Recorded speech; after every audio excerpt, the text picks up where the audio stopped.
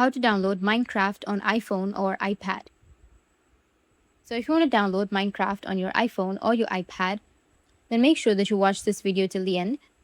So first, you need to open up your App Store on your iPhone or your iPad and search for Minecraft. The official Minecraft app should appear in the search results. When you open the app page, you'll notice that Minecraft is a paid game.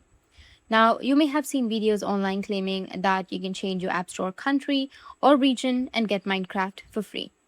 However, that's not a reliable method. While app prices can vary between regions, changing your Apple ID location does not guarantee that a paid app will become free.